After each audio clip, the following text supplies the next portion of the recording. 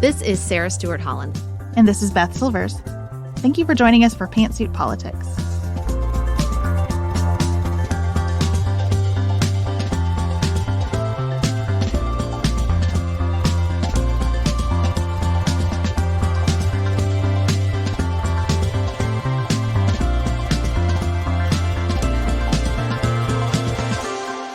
Hello, we are glad you're here for a new episode of Pantsuit Politics, where we take a different approach to the news. A little housekeeping before we begin. Unlike my children, Sarah's get an entire week of school off for fall break, so she is out traveling with family this week. But don't worry, you'll hear her voice in just a few minutes and on Friday's episode. If you are a premium listener, you know that we make 2 paywalled podcasts. So in addition to the 2 episodes, Tuesday and Friday, of Pantsuit Politics that appear for free in your podcast feed, we make 2 other shows Monday through Thursday. Sarah's show, Good Morning, is going to take this week off. But all of our premium listeners will receive all 4 episodes of the show that I make, More to Say, this week. And on More to Say, we're going to cover so much legal news, my head is spinning. So if you're looking to follow the former president's journey through the justice system, I invite you to come along for the ride with me there on More to Say. All the information to do that will be in the show notes. There's a lot going on this week. We've had some major markers of time, especially over the past few days. Thursday evening, Senator Dianne Feinstein passed away. She died at age 90, the longest-serving woman senator in our country's history. As Sean Hubler put it in a New York Times piece, Dianne Feinstein had several lifetimes' worth of accomplishment. She has been a pioneer for women in leadership, for stemming the tide of gun violence, for government transparency and accountability, especially following September 11th. She sometimes asked very tough questions. She sometimes gave very tough answers.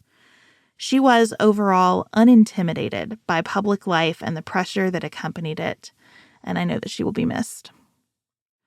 On Sunday, former President Jimmy Carter turned 99. He's the first president in our history to reach that age. Former President Carter continues to receive hospice care, surrounded by friends and family as he lives out the final chapter in his extraordinary life of service to others. And another big marker of time happened on Saturday when Congress passed a continuing resolution to fund the government through November 17th. That resolution will fund the government at current levels. It is a hold please so that we can buy more time to pass appropriations bills. President Biden signed that measure into law at 11:28 p.m., 32 minutes before funding expired. The bill also reauthorizes the FAA and the National Flood Insurance Program through the end of the year. It includes $16 billion for much-needed disaster relief. It is not a perfect bill. We could be doing this entire shutdown drama again right before Thanksgiving. It does not include additional funding for Ukraine, which is why Mike Quigley of Illinois, a Democrat, voted no on a package that all of his Democratic colleagues in the House supported. It is why Michael Bennet of Colorado held the package up for a few hours in the Senate. But both Speaker McCarthy and Leader Schumer assure their colleagues that Congress will quickly take up the matter of more aid for Ukraine, as well as other provisions that are hotly debated. In the end, or at least in this iteration of the end, Speaker McCarthy, at personal peril, did what Sarah and I hoped he would do. He put something on the floor that both Democrats and Republicans could vote for, and it worked. Democrats supplied 209 of the 335 votes for the continuing resolution in the House. The Republican caucus split on it, and McCarthy's future as Speaker is in jeopardy because of that. He did the right thing. It is a happy outcome, if not a perfect one. Last week, we were hearing from air traffic controllers and military personnel, USDA workers. You all told us that you were anxious because even though your paycheck was not certain to keep coming, your bills sure were. You told us that you felt disrespected by the way some members of Congress were toying with your livelihoods and disregarding the impact of the work that you do every day. We just want to acknowledge that people who work for the government often do so at a lot of sacrifice. You could take higher paying, sometimes more stable, more respected, easier jobs in the private sector. The roller coaster that Congress put us on over the past few weeks is reflective of many aspects of our governance right now, and I am so glad that, at least for the moment, it has come to a stop. There is even more news, so much related to former President Trump and congressional Republicans, and yes, Hunter Biden. And here Sarah and I are rolling into your podcast feed, asking you, as all this is going on, to turn your attention to Israel for a little while today. And that's because the United States isn't the only country in the world wrestling with very hard questions about our government. Sarah and I learned so much about how we'd like our system to operate and so much about ourselves when we look outward. Israel is facing a real test of democracy as a far right-wing coalition in its legislature, the Knesset, pushes to overhaul the judiciary. They're asking serious questions about the balance of power. And Israel doesn't have a constitution. So you might read articles saying it is hurtling toward a constitutional crisis. That doesn't mean a document. That means a crisis of its very makeup. So today, Yair Rosenberg joins us to talk about what's happening with Prime Minister Netanyahu and the Israeli public. Yair is a staff writer at The Atlantic, where he covers politics, culture, and religion and writes the Deep Shtetl newsletter. He is a delight to talk to and such a wealth of insight and information, whether you're new to thinking about Israel or deeply immersed in Israeli politics. We think you'll find something valuable and relevant to your understanding of governance in today's conversation.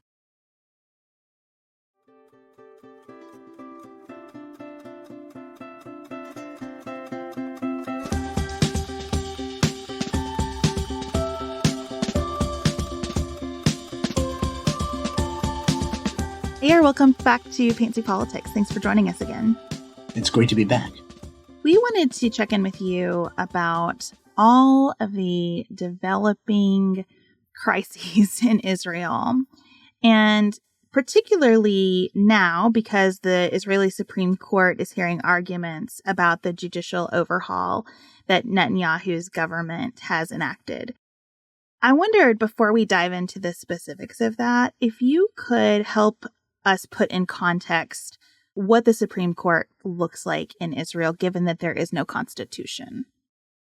That's a great question, because when you hear the word Supreme Court, you might think a sort of one-to-one equivalence with the United States Supreme Court. But Israel's Supreme Court is unique in a whole bunch of respects. So like you said, one of those respects is that Israel doesn't have a constitution, and that grants Israel's Supreme Court a great amount of power over time to decide what laws are and aren't acceptable. Israel has a sort of body of law that's quasi-constitutional. They're called basic laws. And over time, the court has come to interpret those laws as sort of a nascent constitution. But the government can constantly pass new laws of those sorts or try to repeal other ones. And so it's a little bit up in the air. And Israel's Supreme Court also, just like in terms of the specifics, it has, 15 judges, like many other countries have much larger Supreme Courts than we do. And the other thing to really understand about Israel's Supreme Court is that members are not appointed by the Israeli parliament. It's not like in the United States where Congress takes a president's nomination and then confirms or doesn't confirm the nominee to the Supreme Court. Instead, there's a judicial selection body that includes judges themselves, members of the Israeli legal establishment, and then some members of parliament from both the coalition and the opposition. So in practice, you can see that the legal establishment plus the judges themselves sort of have a veto over who gets to be on the Supreme Court. So it's not as democratically accountable, you might say, as other Supreme Courts. And the Supreme Court at the same time has more power than many other Supreme Courts. And so this has been a source of contention within Israel among people who are on, say, the Israeli right and are upset about rulings of the Israeli Supreme Court, which they think is too activist and doing things that are anti-democratic. And on the other hand, also some good governance side of experts who look at this and say it's unhealthy for a democracy to have an unelected court that exercises such outsized power. So into that situation comes Netanyahu's very hard right coalition with a proposal to reform the Supreme Court, which is not something that most Israelis oppose. Polls show that most Israelis do agree that there should be some sort of reform of the Israeli Supreme Court. But if the problem perceived with the Supreme Court is that it's basically superpowered, right? That it's too powerful relative to the legislature. So the reform put forward by the coalition inverts the problem and basically subordinates the judiciary to the coalition, to the elected parliament, and basically says and now not all of these laws are passed, but this is the proposal, that the parliament could override any ruling of the Supreme Court with a simple majority. That the parliament is going to be the ones who get a veto over who gets chosen to the Supreme Court. Things like this. So basically, it didn't so much adjust or carefully reform the Supreme Court as, decimate it and its authority. So these laws haven't been passed. One small part of this package has been passed, but the rest hasn't been passed. But for many months, this has provoked hundreds of thousands of Israelis to protest in the streets all around Israel against what they see as sort of a power grab by the parliament, which is controlled by Netanyahu's hard right-wing coalition. Because it's not just that they oppose this particular package of reforms, it's that they don't trust the power that it would give to this government and this legislature if the Supreme Court was, shoved out of the way. So that's a very long way of getting from what is the Israeli Supreme Court to what's going on right now with it. Well, I think that final component is something that I've come to understand is really essential, which if you're looking at it through the lens of the United States, you'd say, well, the parliament has a check on the executive, but that's not really the case in Israel, right? The coalition government really acts in step with the executive branch. Yeah, so the thing to understand is that Israel has a prime minister. The prime minister is the leader of the majority of parliament, and they basically just act in concert. There are 120 seats in the Israeli parliament, the Israeli Knesset. If you have 61 of those seats, which this current coalition does, it has 64, you can basically pass any laws and the opposition can't really do anything about it. It's not like you could filibuster it in the United States Congress. It's not like there are certain higher majority thresholds for most things. And so the main check on government power, on prime ministerial power, is actually the Supreme Court. That's how Israel evolved. Whereas in the United States, we have two houses in the legislature. We have a separate executive who isn't an explicit member. He's not sitting around in Congress. Joe Biden is not hanging out there. He does his own thing. He's got his own set of officers and people who are accountable to him and his own authorities and powers. And then, of course, you have the Supreme Court. So you have a much more complicated set of balances and checks in the United States than you do in Israel. And so changing the court in Israel is a much more dramatic step than it might be in some other places. And it's made even more dramatic by the personal investment that Netanyahu has in some of these reforms. Can you talk a little bit about what is driven here by the far right coalition that might even go beyond what Netanyahu personally might want, and what is driven by his own interest in sort of saving his skin in several criminal matters? I like coming on the podcast because you've done your reading and you already know the right questions to ask, and it is one of the big questions about these attempts to change Israel's judiciary. Is this about Netanyahu getting himself off the hook for various corruption cases that he's currently on trial for? And the answer is we don't really know because you can't read minds. And there's two ways you can look at it. You could say he's sort of, a sort of cynical mastermind who has this entire plan laid out, which is to either actually disempower the Supreme Court or just to intimidate it, right? Basically to hold a lot of this legislation over it in order to sort of soften up whatever, convictions might be in the pipeline. On the other side, you could just say that Netanyahu is actually along for this ride, and it's not actually something he came up with. And I actually think that's probably more likely, because if you look at the criminal case against Netanyahu, it's been going on for many years. These trials take a very long time. Some of the stuff, seems to be working out better for him. It's not clear how it's going to actually turn out, and he could probably drag it out for a very long time because while he's in office, it's hard to bring him to court and put him on trial anyway. And on the other hand, there are people in his coalition that he needs to stay in power, to stay prime minister, in the hardest right-wing parties in the Israeli coalition, who have for years been, sort of telegraphing their plans to gut the Israeli judiciary, because again, they see it as a block to the sorts of things they want to do. And those people, it's sort of like, if we give an analogy to the American government, we're seeing it right now. Kevin McCarthy doesn't really want to shut down the government. He doesn't have some master plan to shut down the U.S. government, but he needs his entire party to actually vote to keep the government open. And he can't get certain hard right members of the Republican Party in the House to sign on. And so that's why we look like we're heading for a government shutdown. And so Netanyahu doesn't want to be Kevin McCarthy. He doesn't want to be, because if he becomes Kevin McCarthy, he loses his job, right? He no longer has a majority, right? So he needs to keep everybody happy. And there's a certain segment of his coalition that has this plan. And they basically walked in on day one and say, this is what we want to do. And he let them do it. And ever since then, he's been trying to sort of position himself as the reasonable arbiter between the crazy people who just happen to be in his coalition, right, and the protesters who are also a bit extreme. And I'm going to be the person who's going to resolve this. But in reality, he's the one who allowed it to happen. But I don't think it's because he wants to get out of his court cases. I think because he needs to keep these people on side. And that involves letting them run the show on some of these things. In point of fact, if Netanyahu wanted to gut the Supreme Court, he's a much cannier politician. He's one of the most successful living politicians in the world today. He would not have dropped a giant, very scary package with a whole bunch of different components to, disempower Israel's Supreme Court all at once. He would have started with one very small piece of it, right? And said, well, this is one that we can mostly agree on. And he'd do that. And then he'd do the next one a few months later and the next one a few months after that. And it would be a lot easier. And he's very good at this sort of thing. That's not what happened here, right? They dropped everything very early on, pretty much right after this government was sworn in, and they haven't been able to escape it ever since. It's either a catastrophically bad move on the part of a politician who usually knows what he's doing, or he sort of has to do it because this was what he promised them. And he said, I'd let you, this is what they demanded in order to be in his coalition. So I'm inclined to that, but, both of these narratives, they're, serious people who believe both.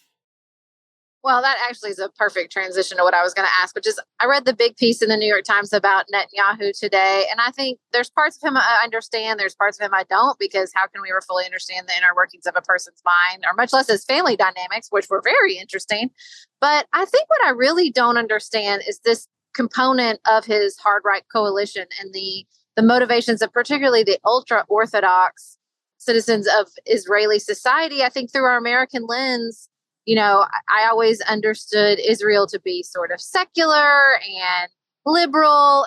And there were even components of the ultra Orthodox politics that she was talking about in that article about like how they are not included in the military conscription and all that stuff. And I was like, wait, what? I think that's just a huge component of his coalition that I agree with you seems to be steering more than anything else that I don't understand. Yeah, so one of the reasons why this judicial reform became so important to many parts of his coalition is that it wasn't like just one part of the coalition that was into it. It was a lot of different parts. So you have, on the one hand, you have sort of this more hard right settler movement component, and they see the Supreme Court as an obstacle to them building more settlements in the West Bank and acting as they want, when they're engaged in military conflicts, say in Gaza, right? And the Supreme Court has rules about certain sorts of, like all legislatures and legislative bodies and judicial bodies about how you can and can't act during wartime. And so they see the Supreme Court as an obstacle to many of the things they want to do, and an anti-democratic obstacle from their perspective. But then you also have who you just mentioned, the ultra-Orthodox. These are, very traditionally religious, you recognize them by their very distinctive dress and the fact that they spend most of their time studying Jewish texts and not participating necessarily in the economy and not being drafted into the Israeli army. Israel has a universal draft. But one of the carve-outs to that universal draft for their army is for ultra-Orthodox citizens who study in yeshiva instead. They study in, traditional Jewish religious institutions. And that's been a carve-out that was, created at the very beginning of the founding of the state when there weren't very many ultra-Orthodox Jews. Like you said, it's a much more secular place. And the first prime minister of Israel, David Ben-Gurion, thought, we give these people, some little special carve-out for them because they really don't want to serve in the army. They want to focus on their religious studies in the Holy Land, the holiest place for Jews. And you know what? They're yesterday's news, right? The vanguard of Israel and the Jewish people is this more secular Judaism. And so they'll die out, and we'll be nice to them until that happens. As it turns out, birth rates didn't agree, right? And the ultra-Orthodox had many, many more children, and they successfully educated those children. And although, of course, people come and go from these communities, it's very insular and very self-contained, and they vote. And in a democratic society, you can then create an entire bloc, right, that has, particular demands and can then basically tell people like Benjamin Netanyahu that this is really important to us. So why is Supreme Court reform important to the ultra-Orthodox? Very different from the settlers. They don't have that much investment in the settlement project. In fact, at different times, the ultra-Orthodox have been supportive of, concessions to the Palestinians, although today less so. But what they are concerned with is they want to make sure that they can never be drafted into the Israeli army, because that is not something they do. That is not part of their culture, right? And they want government support, not just to not be drafted into the Israeli army, but to get subsidies. How do you maintain a society where you're sitting and studying religious texts and you don't participate as much in the economy and you don't go into the army? You need government support and welfare to support your extremely large community and growing families. And so these communities want to codify that. And depending on who's in power, there's sort of a tug of war. And when more liberal Israeli governments come into power, they tend to try to restrict some of those subsidies and create incentives for ultra-Orthodox men to go into the workforce. And they start drafting small numbers of ultra-Orthodox Jews who are interested. And all of this is anathema to the leadership of this community. And the problem is that previous governments have passed such laws. And when those laws are not obeyed, or a more right-wing government comes in but isn't able to repeal the law, because not everyone in the right-wing government is unhappy with such laws, then the Supreme Court upholds those laws or says, you committed to XYZ reforms, or we have general laws about equality and you can't treat certain citizens differently than others. And if they're not serving in the army, we're violating those rules. The Supreme Court is interfering with this arrangement. And so one way to solve that problem is to remove the check of the Supreme Court so that you can basically permanently instantiate this arrangement. Now, long term for Israel, how do you have a growing population that isn't as involved in the workforce and doesn't serve in the army, right, and have a thriving, society of the sort that Israel has, is a major, major question. But that is not the concern, obviously, of the politicians for this community who are looking out for their own communal interests. And so now you've got already two components who are for this. And then within Netanyahu's own Likud party, the mainstream right, many of them have looked askance at the Supreme Court, again, for blocking just general right-wing legislation as a sort of club of the sort of left-wing elites. Because remember, again, the judges themselves, plus the legal establishment, like lawyers from the Israeli Bar Association, basically get to decide who goes on the court. And this chafes against many Likud voters, many of whom come from the Mizrahi community. These are Jews from Middle Eastern lands who fled to Israel, unlike Ben-Gurion's people, who were Ashkenazi Europeans.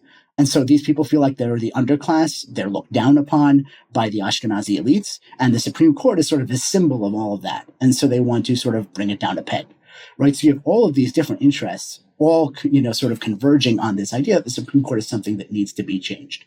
And so then they come up with this plan. The problem for Netanyahu and for the government is that the plan they came up with was so extreme that it didn't look to most Israelis like a reasonable recalibration of the court's powers. It looked like a revolutionary disempowerment of a major component of Israeli democracy. And that has completely upended the entire country.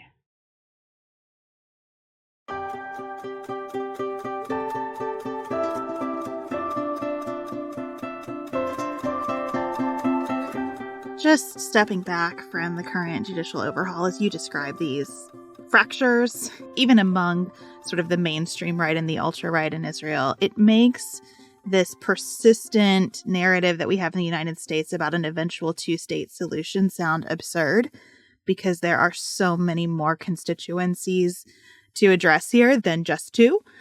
I wonder, given your recent piece about Netanyahu and his fundamentally pessimistic view of human nature and power, what do you think a realistic path forward, even on the international stage, looks like for Israel and Gaza and the West Bank? So you're absolutely right about the many different constituencies within Israel, right? To really sharpen it when you're talking about a coalition that includes, we just talked about these ultra-Orthodox, very traditionalist religious types who study in yeshiva all day. And then you have the speaker of the Knesset who comes from Netanyahu's Likud party, and he's a married gay man. That coexists, right? That shows you the diversity of just the right side of the Israeli spectrum right there. And then, of course, within the Palestinians, both within Gaza and the West Bank, right? And then not to mention within, so let's start with Israel itself, right? Israel has 2 million Palestinian citizens. Some of them call themselves Palestinians. Many of them call themselves Arabs or Arab Israelis. Polls show you different numbers, say different things.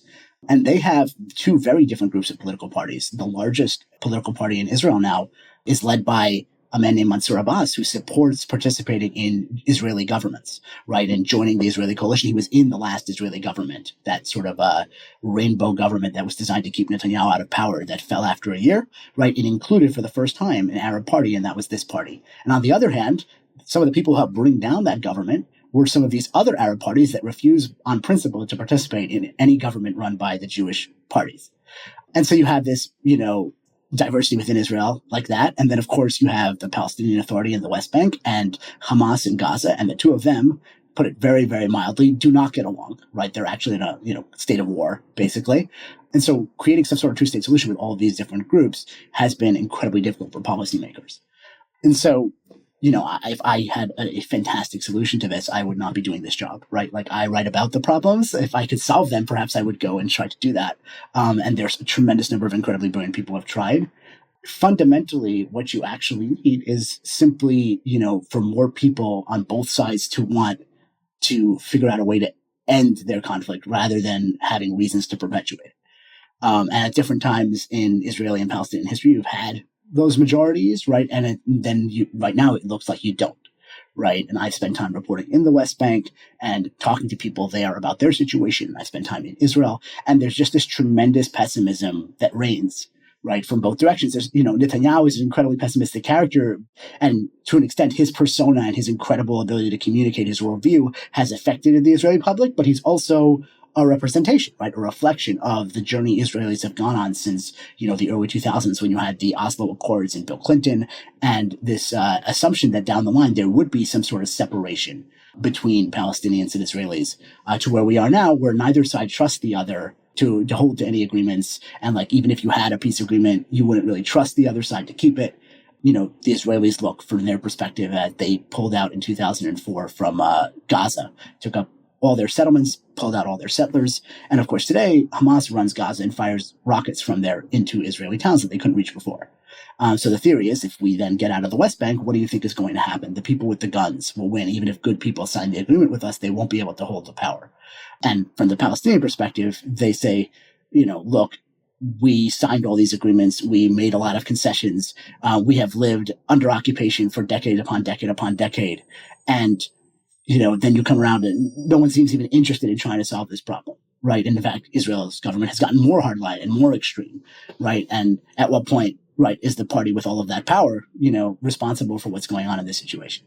And so I don't have a great solution, but I also do think it's not as some people look at this and say, well, there is no solution, or you need some, radical or dramatic one. I still think the two-state solution is the most sensible solution, because if you talk to people, and you look at polls across, the land, people want the most political control they can get in the most amount of territory they could get.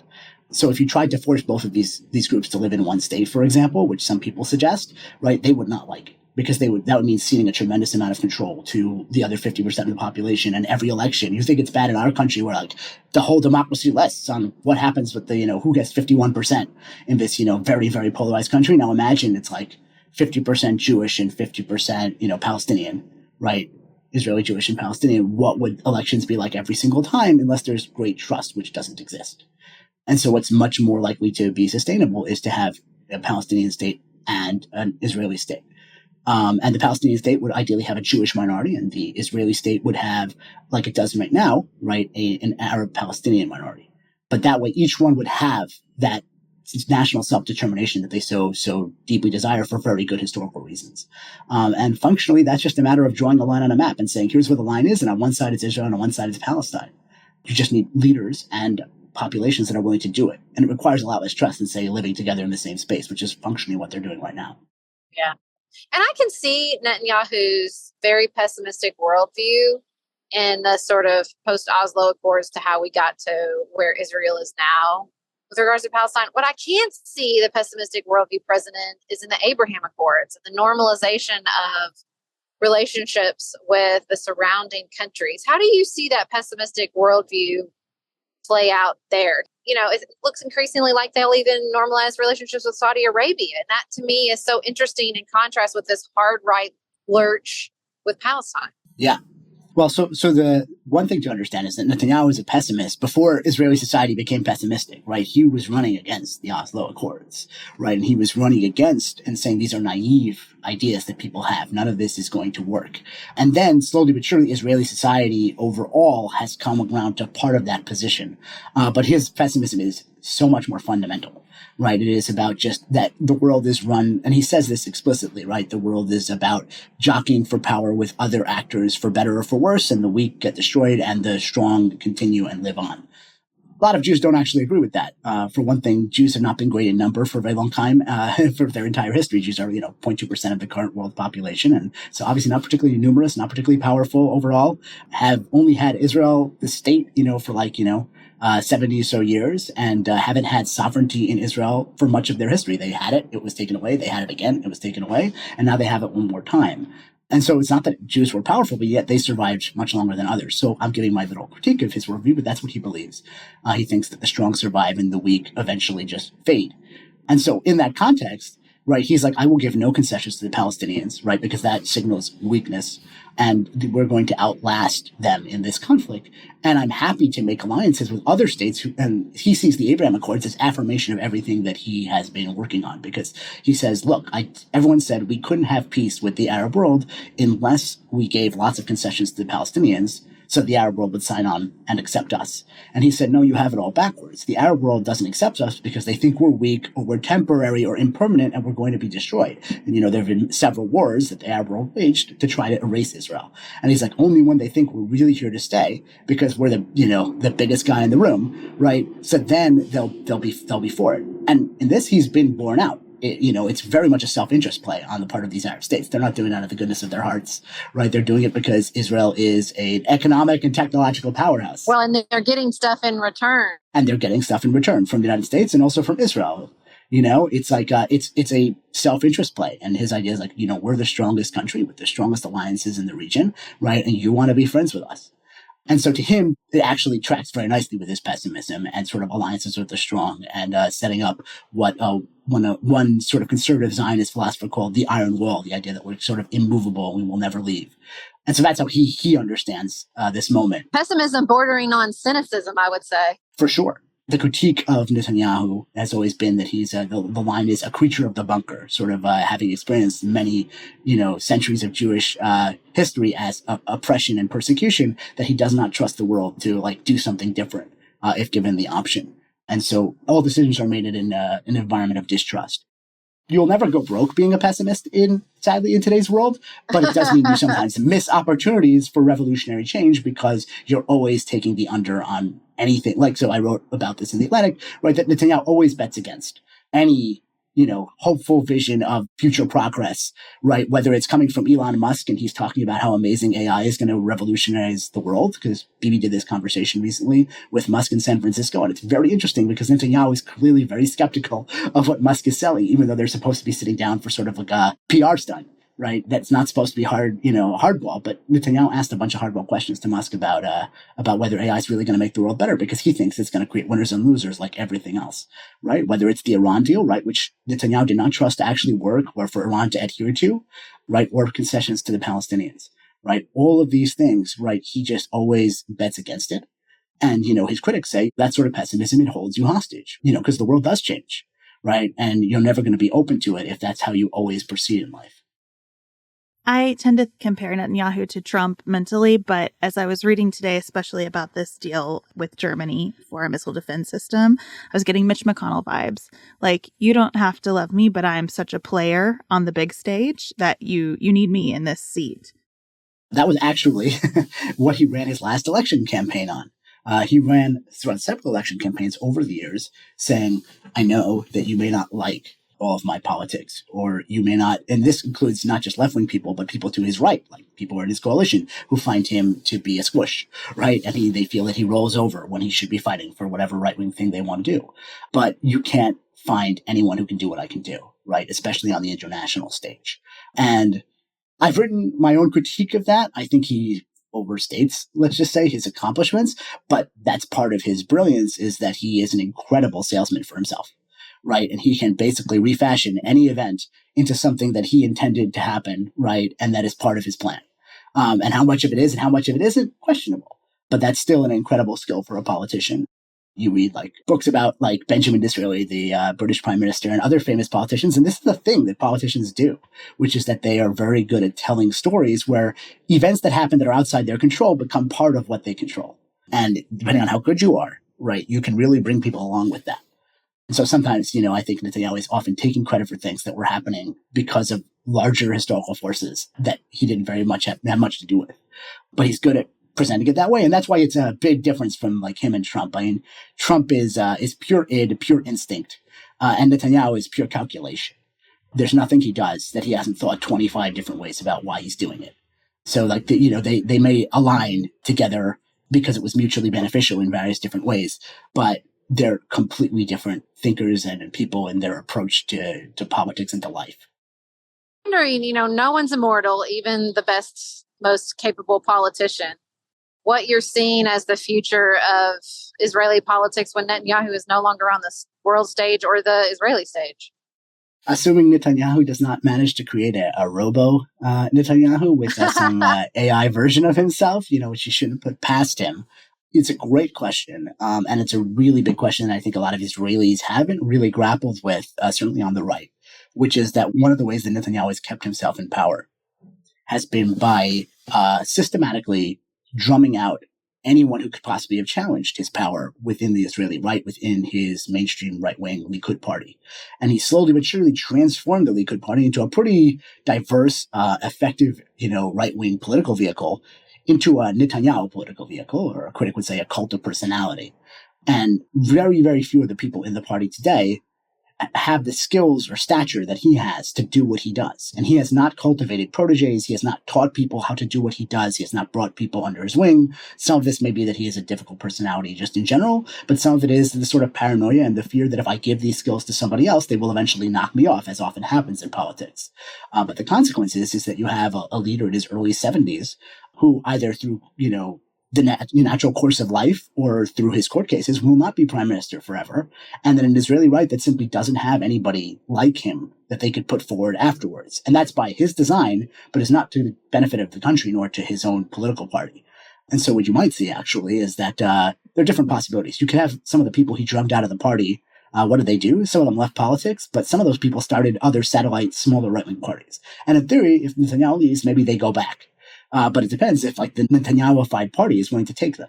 And if not, well, right now, when Israel goes to parliamentary elections, there's tons of parties, but there's the biggest party, one of the biggest parties is Netanyahu's Likud. And then there's usually some opposition party or two, right, that are very large, and then a lot of smaller parties. If Netanyahu is no longer running Likud, it's possible a bunch of the voters for Netanyahu's Likud say, well, we've lost the big guy, like we talked about. I'm going to look at some of those other little right-wing parties. I'm no longer a Likud voter. I was a Netanyahu voter, and he's gone. Right. And so you'll start to see a lot more smaller parties cobbling together governments in Israel rather than any dominant parties at all. The Israeli right will fragment in interesting ways, which will have unforeseeable consequences in terms of what Israeli coalitions will look like. Because again, there's 120 seats in the Israeli parliament. You need 61 to create a coalition. And if you got like a 5-seat party here, a 7-seat party there, you could create a jigsaw puzzle in all sorts of ways. But there isn't like an obvious candidate to succeed Netanyahu. We haven't really touched on this much, but on the Palestinian side, a very similar thing is going on with Mahmoud Abbas, the president of the Palestinian Authority, who is in his late 70s and doesn't hold elections, so no one can kick him out. But eventually he is going to pass on, and there also isn't a clear successor to him. And so we're in this sort of moment of uncertainty and transition, and also lots of behind the scenes, a lot of people jockeying for position. That variety of possible outcomes feels true of the judicial review of this overhaul as well.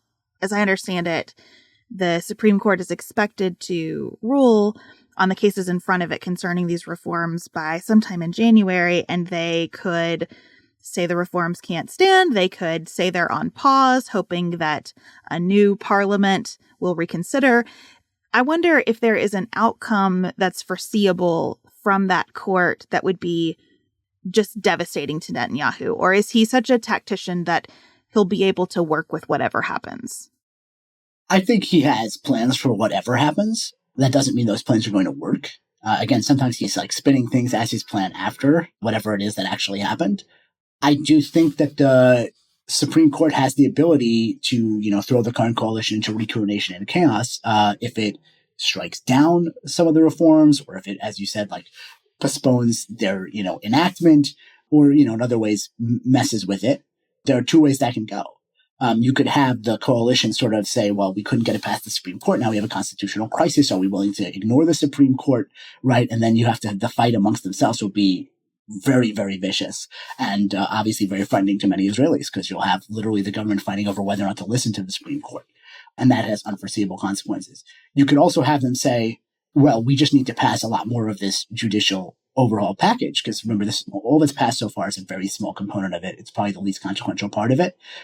We need to replace the judges. We need to be able to override what they do. Right? You pass all of that stuff, and basically just say, like, we've now just completely done away with the Supreme Court as a major force in Israeli politics. So it could galvanize them, right? It could cause them to, collapse into internecine fighting and just sort of gum up the works.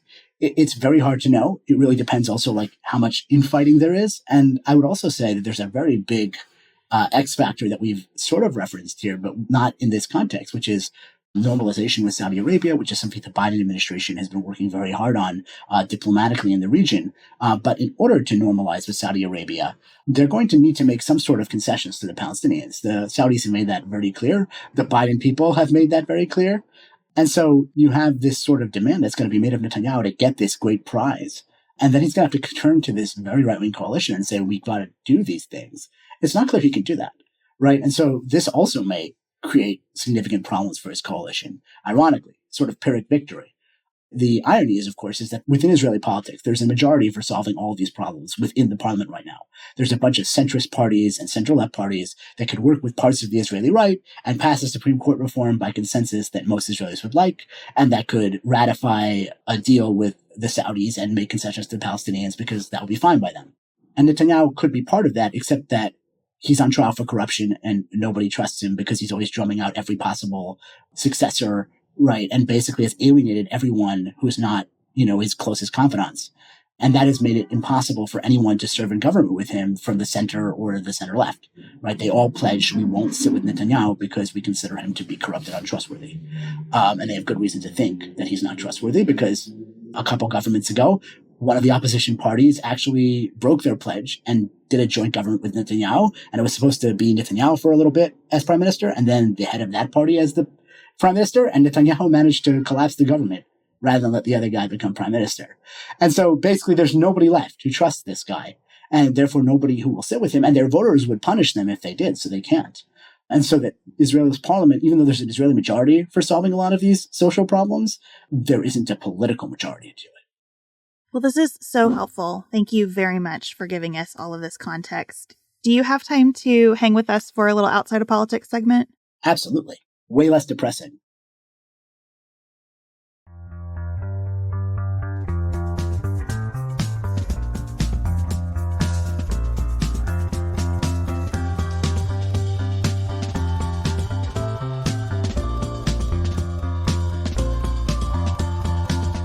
Yair, we always end our show by talking about something outside of politics. We've been talking about Netanyahu's pessimism.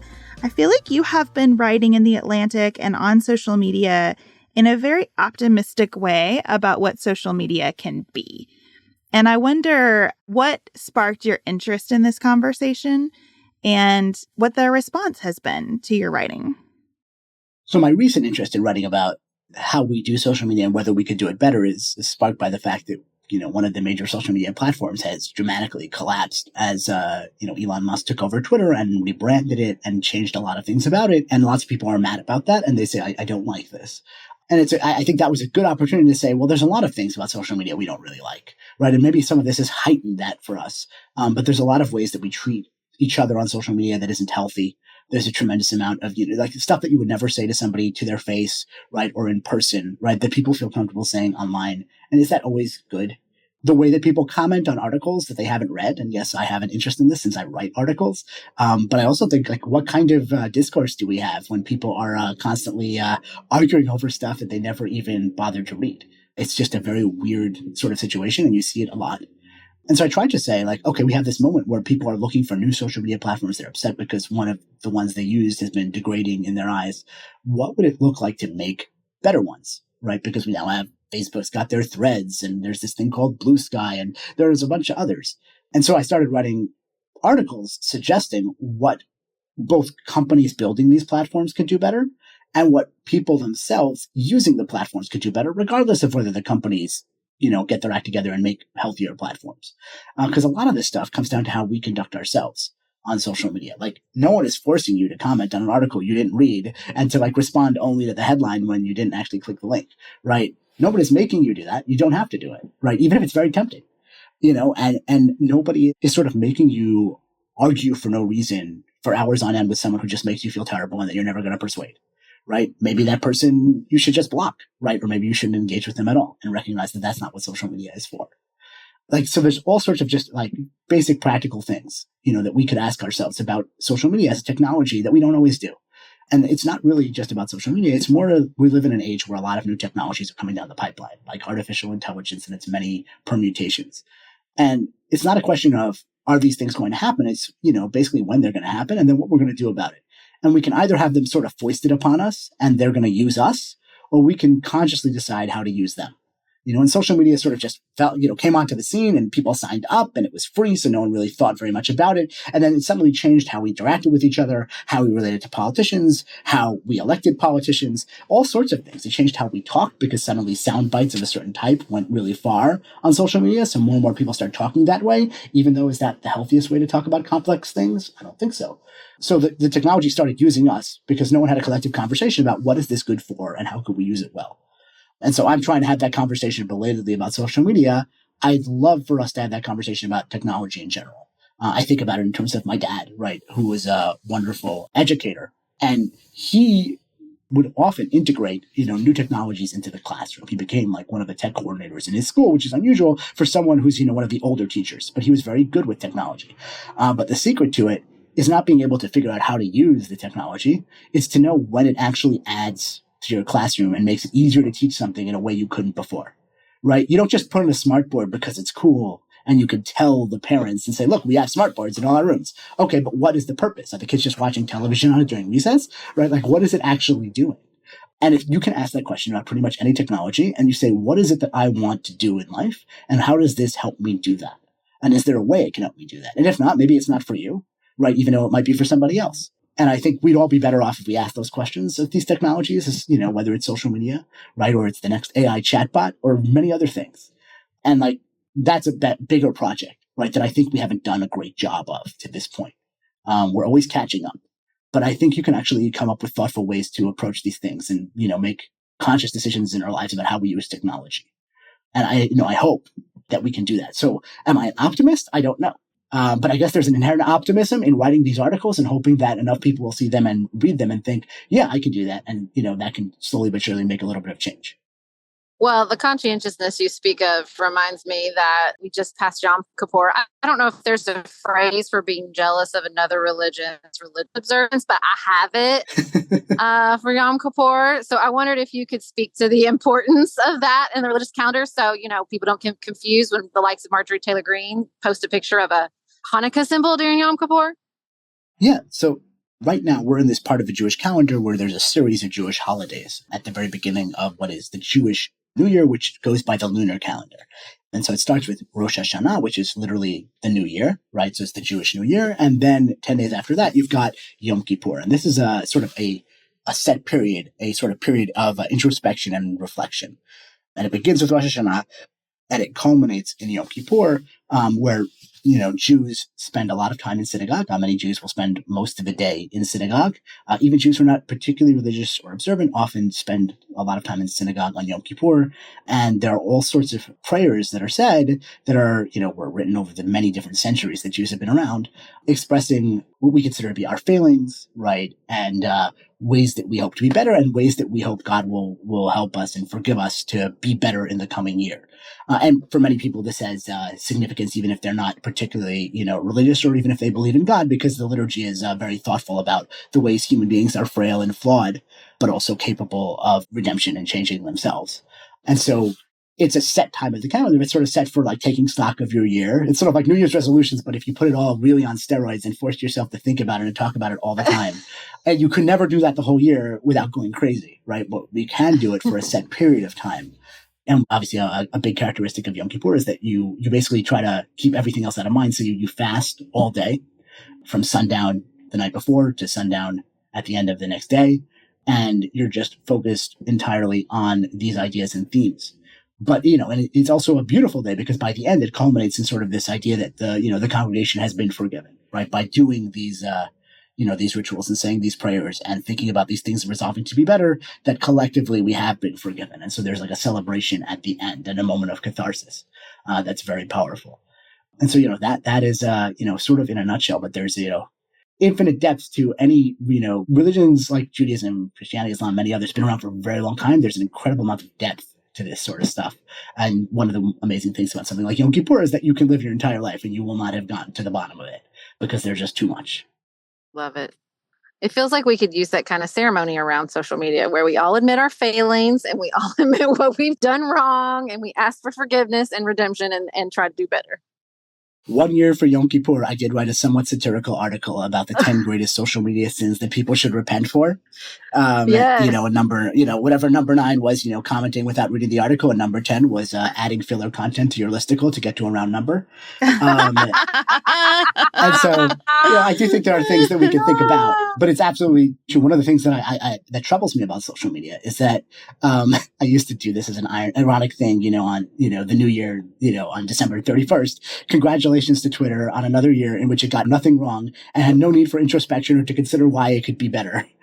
Because Twitter is always moving too fast to ever ask, did we get last month right? Let alone, last week. But wouldn't it be great if there was sort of like a pause button and it said, okay, here's what was really viral the last week. Was that good? I don't think we like what we saw, but that's why we just keep going so we don't have to look back. And Yom Kippur and things like that are designed to make us look back for a little bit. And how much better prepared would we be for new forms of technology if we did that kind of retrospective? Because thinking about your dad saying, what does this add to my classroom? It is very hard on the front end to say, and what will it cost? And is it worth that cost to get this edition? But if we did more regular stock takes of our use of technology, maybe we would get better at answering that question. Mm-hmm. Exactly right. Because we do have the ability we might not be able to predict the future, but we can look at our own past use of technologies and see what our own propensities are and perhaps what our own failings are. And that can help us project better how we could use something else. Well, Yair, you have just joined us for a very classic Pantsuit Politics experience, from judicial overhauls in Israel to Yom Kippur and Twitter. And I think that it's been great. So thank you so much again for joining us. Yeah, from worldly justice to divine justice. That's right. Amen. Thank you so much. Thank you so much for joining us. Thanks to Yair for his time and expertise. We'll be back in your ears on Friday. Until then, have the best week available to you.